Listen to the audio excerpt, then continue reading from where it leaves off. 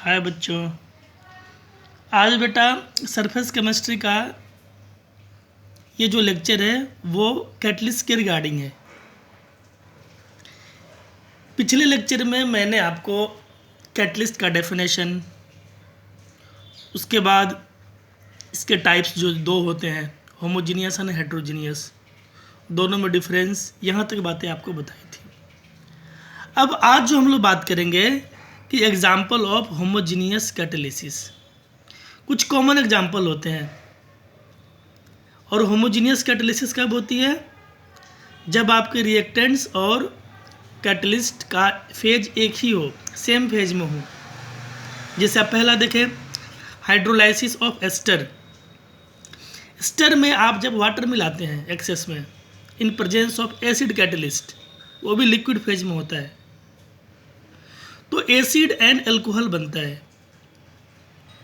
मतलब यहाँ पे रिएक्टेंट भी आपका लिक्विड है और कैटलिस्ट भी लिक्विड है, तो दोनों का फिजिकल स्टेट एक जैसा हो गया, so it is homogeneous catalysis. या आप जब चीनी में पानी मिलाते हैं एक्सेस में एसिड कैटलिस्ट के प्रेजेंस में, तो यहाँ ग्लूकोज और फ्रक्टोज बनता है। ग्लूकोज और फ्रक्टोज का फार्मूला सेम होता है पर इनका स्ट्रक्चर डिफरेंट होता है। They are isomers, functional isomers. तो ये भी एक तरह का होमोजीनियस कैटलिस्ट का एग्जाम्पल है। अब हम लोग जो बात करेंगे यहाँ पे कि हेट्रोजीनियस कैटालिसिस, और सबसे पहले इसका मैकेनिज्म जो बोर्ड के लिए इंपॉर्टेंट है। मैकेनिज्म ऑफ हेट्रोजीनियस कैटालिसिस मतलब हेट्रोजीनियस कब होता है? जब रिएक्टेंट का फेज कैटलिस्ट के साथ मैच न करे। कई कंपोनेंट सॉलिड होंगे, लिक्विड होंगे, लेकिन कैटलिस्ट का फेज इनके फेज से मैच न करे, तो वैसे केस में आपका कैटलिस्ट हेट्रोजीनियस होता है। तो ये वर्क कैसे करेगा? तो हमारे पास कुछ स्टेप्स होते हैं, आपको पहले सारे पॉइंट्स डिस्कस करने हैं। पहला होता है diffusion of molecule to the surface. मतलब जो रिएक्टेंट के आपके मॉलिक्यूल्स होंगे वो अपने जगह से हटेगा और कैटलिस्ट के सरफेस पर जाकर चिपकेगा, उसको डिफ्यूजन बोलते हैं। एक पॉइंट से हटना, दूसरे जगह पे जाना। सेकंड क्या होता है हमारे पास? एडजॉर्शन ऑन दी सरफेस, और एडजॉर्ब हो जाएगा कैटलिस्ट के सरफेस पे, रिएक्टेंट का मॉलिक्यूल एडजॉर्ब होगा। उसके बाद फॉर्मेशन ऑफ प्रोडक्ट। मतलब अगर मान लो कि दो रिएक्टेंट थे ए एंड बी, दोनों जाकर चिपक गए सरफेस पे कैटलिस्ट के, तो उनके बीच, ए और बी के बीच एक बॉन्ड बनेगा, उसी को बोलते हैं फॉर्मेशन ऑफ प्रोडक्ट। और फोर्थ स्टेप में क्या होता है कि डिजॉर्शन ऑफ प्रोडक्ट, कि जो ए और बी के बीच बॉन्ड बना वो कैटलिस्ट के सरफेस से आउट हो जाएगा, और जैसा आपका कैटलिस्ट था उस फॉर्म में आउट हो गया, और ए और बी के बीच नया बॉन्ड बनकर एक प्रोडक्ट बन गया। मतलब लास्ट में डिफ्यूजन हो जाएगा, प्रोडक्ट अलग, कैटलिस्ट अलग। तो ये एक जनरल सा मैकेनिज्म होता है। इसको आप डायग्राम के थ्रू भी एनसीईआरटी में दिया हुआ है, इसको एक्सप्लेन कर सकते हैं, पर पॉइंट्स यही होंगे कि पहले डिफ्यूजन, फिर एडजॉर्शन, फिर प्रोडक्ट बनेगा, प्रोडक्ट कैटलिस्ट के सरफेस से आउट होगा, और लास्ट में डिफ्यूजन बैक। अब हमारे पास हेट्रोजीनियस कैटालिसिस के भी कुछ इंपॉर्टेंट एग्जाम्पल्स हैं। ये सारे एग्जाम्पल बेटा आप इनऑर्गेनिक में पढ़ने वाले हो। जैसे जब आप सल्फर ट्राइऑक्साइड बनाते हैं तो SO2 और O2 को मिलाते हैं, ये दोनों गैस हैं, जबकि हमारे पास यहाँ जो कैटलिस्ट होता है वो होता है V2O5, वैनेडियम पेंटाऑक्साइड, जो कि सॉलिड है। तो कैटलिस्ट का फेज रिएक्टेंट से मैच नहीं कर रहा है, so it is heterogeneous catalyst. या आप जब अमोनिया बनाते हैं N2 और H2 को लेकर, तो आपके पास कैटलिस्ट आयरन होता है, आयरन सॉलिड है, जबकि दोनों रिएक्टेंट हमारे पास गैस है, तो ये भी एक हेट्रोजीनियस का एग्जाम्पल हुआ। आप जब अनसैचुरेटेड हाइड्रोकार्बन से सैचुरेटेड बनाते हैं तो हाइड्रोजन को जोड़ते हैं, और कैटलिस्ट आपके पास निकल या तो प्लेटिनम नहीं तो प्लेडियम होता है। तो यहाँ भी आपका कैटलिस्ट सॉलिड है, जबकि आपके रिएक्टेंट्स गैसेज हैं। तो ये सारे एग्जाम्पल, और लास्ट में मैंने बता रखा है डी, कि जब हम लोग ये नाइट्रोजन फैमिली में स्टडी करेंगे कि जब नाइट्रिक एसिड बनाते हैं स्टॉल्ड प्रोसेस से, तो उसका जो कैटलिस्ट होता है अपने रिएक्टेंट के साथ फेज डिफरेंट रखता है। So it is also example of heterogeneous catalysis. अब और जो कुछ मेन डिफरेंसेज हैं होमोजीनियस कैटालिसिस एंड हेट्रोजीनियस में, उसको हम लोग यहाँ पे डिफ्रेंशिएट कर देंगे। कई बार पेपर में डिफरेंस आता है कि होमोजीनियस एंड हेट्रोजीनियस कैटालिसिस को डिफ्रेंशिएट करो पॉइंट वाइज। तो पहला बेटा जो खास बात होती है होमोजीनियस कैटालिसिस की, कि इसमें कैटलिस्ट और रिएक्टेंट एक ही फेज में होते हैं, सिंगल फेज होता है। ये बात मैंने पहले आपको बता दी।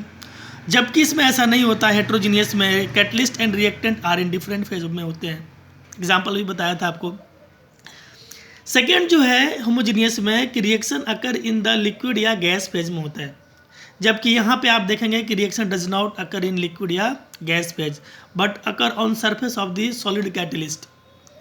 इसका कैटलिस्ट आपको जनरली सॉलिड ही मिलेगा हेट्रोजीनियस में, चाहे निकल आप ले लें या V2O5 ले लें, जो अभी बताया था आपको। उसके बाद the rate of reaction does not depend on the surface area of catalyst. Homogeneous में एडजॉर्शन नहीं होता, मिक्सिंग होता है, तो सरफेस एरिया पे डिपेंड नहीं करेगा। जबकि यहाँ पे एडजॉर्शन होता है तो सरफेस एरिया के डायरेक्टली प्रोपोर्शनल होगा। एग्जाम्पल से भी आप देख सकते हैं, वही एस्टर में वाटर मिलाकर एसिड अल्कोहल यहाँ बनाया था, जबकि इस वाले में अमोनिया जब बनाया था N2 और H2 से, तो इसमें एडजॉर्शन होगा, इसमें मिक्सिंग होता है। यही बात अगले पॉइंट में लिखा हुआ है कि the catalyst dissolve into the gas phase और सोल्यूशन ए रिएक्शन मिक्सचर, जबकि यहाँ पे डिजोल्व नहीं होता। The catalyst does not dissolve in the reacting mixture, यहाँ पे एडजॉर्शन होता है। अगला हमारे पास जो है कि catalyst can not be easily separated from the product of the reaction. आसानी से नहीं हटा सकते हैं आप कैटलिस्ट को, क्योंकि मिक्स हो जाता है। जबकि इसमें आप इजीली हटा सकते हैं, मिक्सिंग नहीं होता, एडजॉर्शन होता है यहाँ पे। अब जो होमोजीनियस कैटालिसिस होता है उसमें स्टार्टिंग में आपका the homogeneous catalysed reaction often little faster than heterogeneous catalysed, जबकि ये स्लोअर होता है। ये इनके मेन डिफरेंसेज हैं homogeneous catalysis and heterogeneous catalysis में। अब हम लोग जो कैटलिस्ट की मेन खास बातें होती हैं, जो इनके प्रॉपर्टीज है, स्पेशल कैरेक्टरिस्टिक्स, उसको डिस्कस करेंगे। तो कई सारे कॉमन बातें होती हैं कैटलिस्ट और एंजाइम में। तो जो कैटलिस्ट की पहली बात होती है कि कैटलिस्ट इज रीजनरेटेड, मतलब आपको बार बार कैटलिस्ट मिलाने की नीड नहीं है, वो रीजनरेट होता रहेगा। तो थोड़ा सा अमाउंट ही सफिशिएंट होता है रिएक्शन को प्रोसीड कराने के लिए और कंप्लीट कराने के लिए। सेकेंड हमारे पास जो है कि अगर आपने किसी रिवर्सिबल रिएक्शन के अंदर कैटलिस्ट को डाल दिया तो ये फॉरवर्ड रिएक्शन एंड बैकवर्ड दोनों को ही रेट को बढ़ाएगा और सेम मैग्नीट्यूड में बढ़ाएगा। मतलब ये हुआ कि इक्विलिब्रियम कांस्टेंट का जो वैल्यू होता है कि it is the ratio of rate of forward to the rate of backward, तो वैल्यू कभी चेंज नहीं होगा। तो कैटलिस्ट का मेन काम क्या होता है कि इक्विलिब्रियम को जल्दी अटेन करा देना। टाइम को कम कराएगा, इक्विलिब्रियम जल्दी अचीव होगा, पर इक्विलिब्रियम कांस्टेंट के वैल्यू को इफेक्ट नहीं करता। नेक्स्ट हमारे पास जो है कि अगर थोड़े से अमाउंट में भी आप कैटलिस्ट को लेते हैं तो सफिशिएंट होता है। आप एग्जांपल्स में देखें कि हाइड्रोजन पेरोक्साइड से जब वाटर बनाते हैं और ऑक्सीजन, तो प्लेटिनम कैटलिस्ट होता है जिसका कंसंट्रेशन 10⁻⁻8 मोल पर लीटर, कितने कम अमाउंट में है, पर यही अमाउंट सफिशिएंट होता है रिएक्शन को प्रोसीड कराने और कंप्लीट कराने के लिए।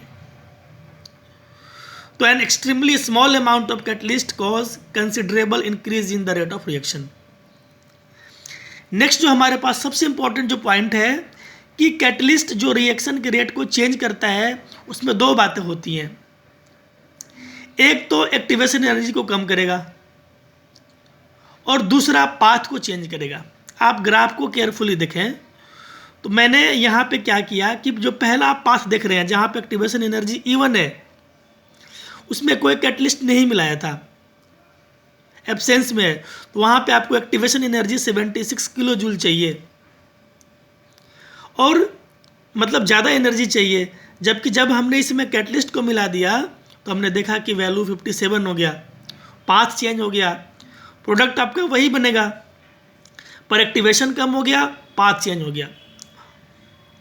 तो ये इसी वे में रिएक्शन के रेट को चेंज करता है कि by change the path of reaction and by decreasing the energy of activation. और एनर्जी ऑफ एक्टिवेशन को हम लोग मैथमेटिकल वे में डिटेल्स में एक्सप्लेन करेंगे केमिकल काइनेटिक्स में। उसके बाद हमारे पास जो बातें होती हैं कि does not effect the energy of reactant and product. कभी भी कैटलिस्ट रिएक्टेंट एंड प्रोडक्ट की एनर्जी को चेंज नहीं करता। रिएक्शन जल्दी कंप्लीट हो, इक्विलिब्रियम जल्दी आ जाए रिवर्सिबल में, इसके लिए रिस्पॉन्सिबल है, पर कभी एनर्जी को नहीं चेंज कर सकता। क्योंकि आप कैटलिस्ट लें या न लें, प्रोडक्ट और रिएक्टेंट वही होंगे। टाइम ज़्यादा लगता है एब्सेंस में, लेकिन ये एनर्जी को चेंज नहीं करता। A catalyst does not initiate reaction. कभी भी रिएक्शन को स्टार्टअप करने के लिए, इनिशिएट करने के लिए कैटलिस्ट रिस्पॉन्सिबल नहीं होता।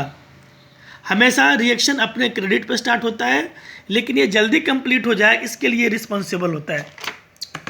और मोस्ट ऑफ द रिएक्शन में यही बातें होती हैं, लेकिन इसका एक एक्सेप्शन भी है कि एक ऐसा आपके पास केस भी है जहाँ पे रिएक्शन को इनिशिएट करेगा कैटलिस्ट।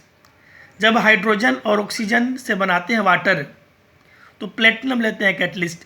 वैसे रूम टेम्परेचर भी इनमें कोई रिएक्शन नहीं होता, पड़े होते यूँ ही, पर जब आप कैटलिस्ट मिलाते होते हैं तब रिएक्शन स्टार्ट होता है। तो बेटा यहाँ हमारा कैटलिस्ट फिनिश होता है। अब हमारा नेक्स्ट जो टॉपिक होगा एंजाइम, जो कल करेंगे डिस्कस। Thank you.